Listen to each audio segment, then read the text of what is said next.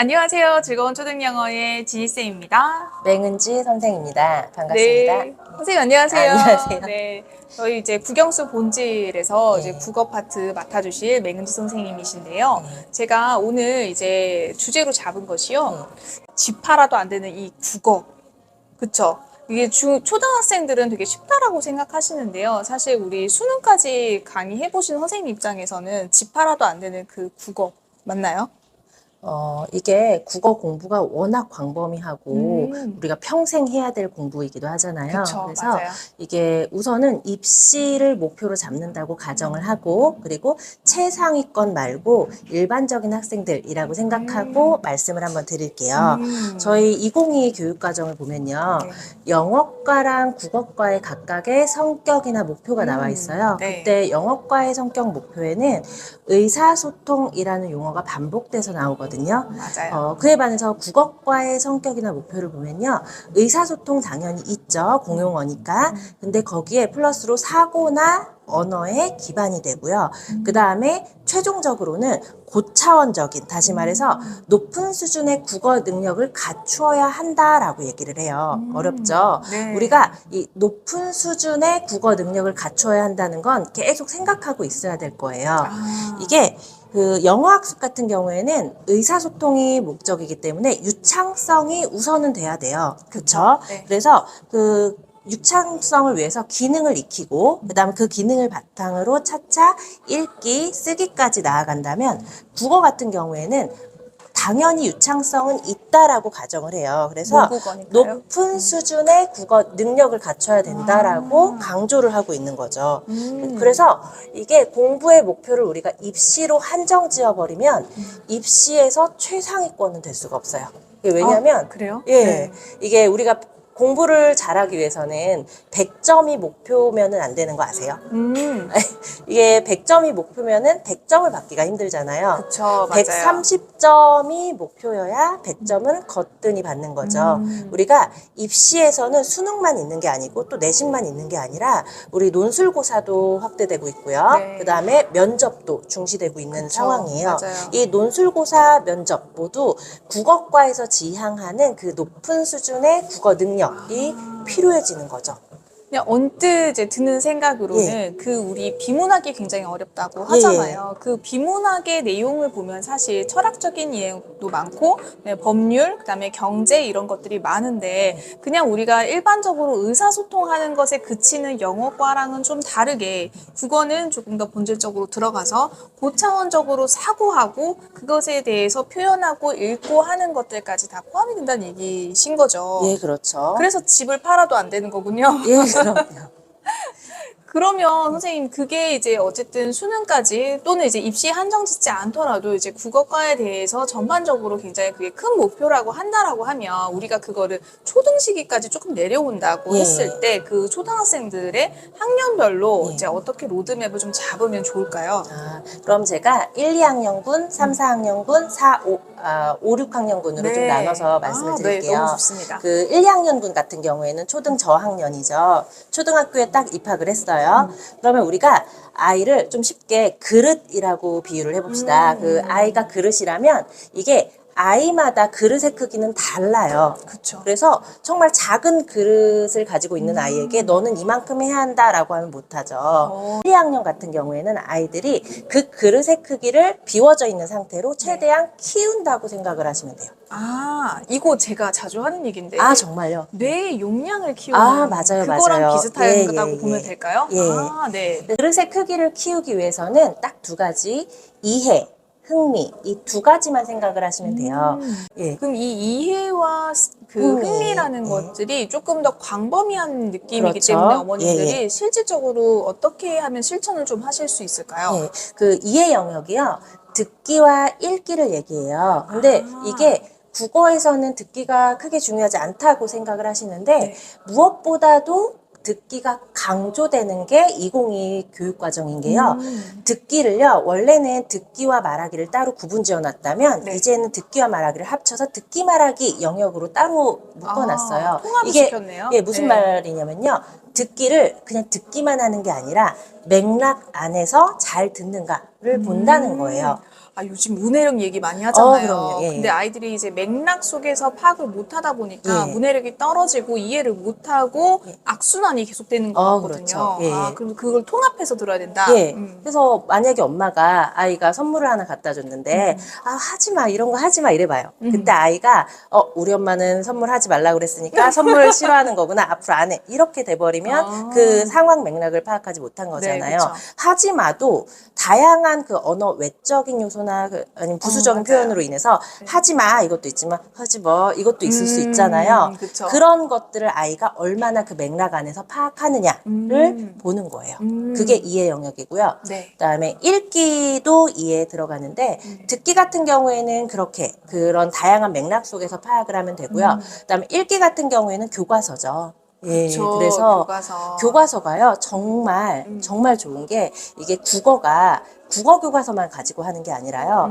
다른 영역의 교과서들이 있잖아요. 그 모든 교과서가 다 국어의 공부의 재료가 돼요. 그래서 그 교과서 그리고 평소의 대화 이 두 가지만 신경을 쓰시면 돼요. 그러면 선생님이 아까 말씀하셨던 그 흥미는 어떻게 아이들 좀 자극할 수 있을까요? 그리고 여기서 가장 중요한 게 엄마가 조금 멀리하면 안 돼요. 엄마가 같이 나 책 좋아하는데 안 좋아하더라도 나 이거 되게 좋아하는데 나 이 글 좋아해 하고 아이 앞에서 그냥 이렇게 보는 거예요. 네네네. 예, 그리고 흥미를 좀 다양한 방면으로 키우면 좋을 것 같아요. 그게 어머님들이 되게 힘들어 하시더라고요. 그럼요. 예, 그런데 힘들죠. 그냥 그런 리액션도 사실은 성인이나 우리 남편한테 하긴 좀 힘들지만 아이한테 할 때는 괜찮잖아요. 예. 그래서 한번 해보시라고 저도 항상 권해드리거든요. 영어도 마찬가지. 영어를 이렇게 말로 하시는 거 굉장히 어려워하시는데 그런 리액션들을 좀 해주시면 좋겠다라는 생각이 드네요. 예. 자, 그러면 우리 3, 4학년으로 한번 넘어가 볼게요. 예. 그 3, 4학년 같은 경우에는 1, 2학년 때 그릇의 크기를 키웠으니까 네. 그 그릇의 크기를 유지하면서 혹은 조금 더 키우면서 거기에 이제 조금씩 내용물을 담아주시면 돼요. 그 내용물은 표현, 영역과 연결이 되는데요. 우리 표현은 말하기와 쓰기죠. 네, 그래서 말하기 같은 경우에는 우리가 평소에 이해하는 것들을 그 밥상머리 대화에서 자연스럽게 말하는 습관 기르는 걸로도 우선은 충분해요. 그다음에 그 쓰기 같은 경우부터 이제 조금씩 이제 부모님들이 조급해지시기 시작해요. 불안해지시고. 3, 4학년 되면은 예. 무슨 막 되게 글줄을 막 써야 될 것 예, 같고, 맞아요. 그죠? 네. 근데 이게 가장 조급해 하시는 게 또 받아쓰기인데 이게 3학년 때까지 받아쓰기가 안 된다 하면은 조금 어머님들이 불안해 하시죠. 네, 네, 네, 그래서 이 표현에 갑자기 집중하기 시작하시는 시기가 이 3, 4학년인데요. 이해가 기본이에요, 3, 4학년도. 표현은 조금 덜 해도 되고 못 해도 되고 심지어 만약에 이해만 제대로 하고 있다면 받아쓰기는 10점을 받아도 저는 상관이 없다고 생각을 해요. 이 맞춤법이나 띄어쓰기는 초등학교 6학년 때 실제로 한 2달 정도 안에 잡는 아이들도 굉장히 많거든요. 오, 네. 사실 성인인데도 맞춤법 틀리는 어, 분들 그럼요. 많잖아요. 그렇죠. 예. 3학년 같은 경우에는 이해를 바탕으로 표현에 조금씩 신경을 쓰면서 좀 편안하게 아이가 쓰고 말할 수 있도록 그래서 이것도 역시 아이가 좋아하는 방향으로 나가셨으면 좋겠어요. 좋아하는 노래가 있으면 그 노래의 뒷부분을 상상해서 써본다거나 아니면은 정말 아이가 좋아하는 이야기를 만들어서 써보라 그러면 아이는 할 수 있거든요. 그렇죠. 예, 맞아요. 아이들의 상상력이 무한대더라고요. 로봇의 세계에 대해서 말해봐라 하면은 잘하는 아이도 있더라고요. 예, 그래서 그쪽으로 신경을 쓰셨으면 좋겠고, 이제 마지막으로 이제 5, 6학년으로 들어가도 될까요? 네. 예, 5, 6학년으로 가면요. 이게 국어과 교육 과정에서 매체라는 게 들어가요. 이게 매체를 다양하게 활용할 수 있고 매체에서 중요한 것을 뽑아낼 수 있고 이거 디지털 리터러시라는 맞아요. 그거랑도 네, 연결이 네, 되는데요. 네, 네. 이게 디지털 리터러시도 좀 강조하기 시작한 게 좀 오래됐거든요. 네, 네. 그래서 이 매체 안에서 중요한 걸 뽑아낼 수 있는 능력이 이제 조금씩 생겨야 돼서 다양한 매체를 우선 접해봐야 돼요. 네. 예, 그래서 그러면 선생님이 매체라고 하는 것의 예를 좀 들어주시면 좋겠어요. 광고도 매체고요. 그다음에 책 읽기, 신문 읽기, 신문. 그다음에 정말 다양해. 그다음 교과서도 말씀드리고 싶고요. 네.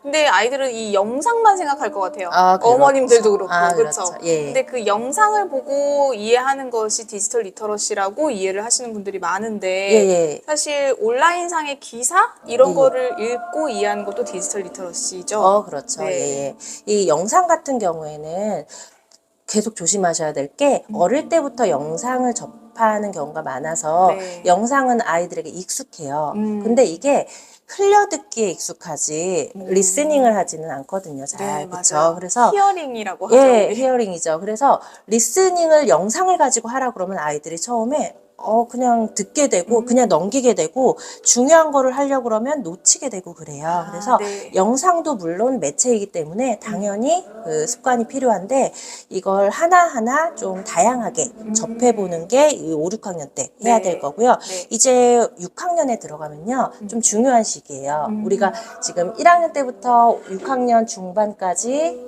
학습적인 거는 그렇게 많이 신경을 쓰지 않고 있죠. 네네. 6학년 때는 이제 중학생이 되잖아요. 그래서 문법에도 신경을 쓰기 시작해야 되는 네, 시기예요. 그래서 네. 이 문법 같은 경우에는 다들 제일 어려워하기도 하고 수능 선택 과목에서도 선택을 잘 안 하기도 하는데 이 문법이 가장 기본으로 돌아가서 본질로 돌아가면요. 정말 간단하게 한 줄로 끝낼 수 있는 게 또 문법이에요. 아. 그래서 저 같은 경우는 초등학교 6학년 마치는 아이한테 겨울방학 때 네. 문법을 딱 A4 용지 한 장만 네. 가르쳐요. 오. 그래서 그 한 장만 한 달 동안 외우고 공부하고 익히게 해요.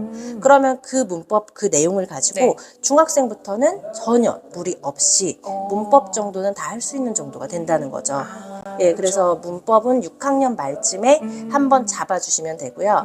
제가 그 문법 강의도 네. 유튜브에도 공개할까 합니다. 아, 예, 네, 예. 너무 좋네요. 그게 한 장에 끝나는 거니까 예, 어머님들이 들어보시면 되게 도움이 많이 될 것 같아요. 예. 5, 6학년까지 선생님이 예, 예. 학년별로 이렇게 로드맵을 잡아주셨는데 예. 사실 들으면 들을수록 어떤 생각이 드세요? 우리 아이에 맞는 학습을 해야겠다는 생각도 드시고 예. 그 다음에 이게 영어랑 국어랑 참 많이 비슷해요. 이번에 2022 개정교육과정 제가 해설해 놓은 강의 보시면 아시겠지만 이게 이해와 표현, 그러니까 인풋과 아웃풋 영역으로 나누어져 있어요. 국어도 그것이 굉장히 중요하다.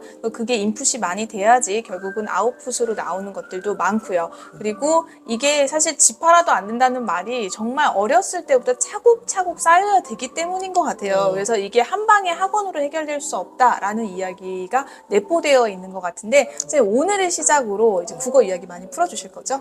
그럼요. 네, 예, 예. 그러면 오늘은 여기까지 하고 다음 시간에 맹쌤 또 만나보도록 하겠습니다. 선생님 감사합니다. 네, 감사합니다. 네.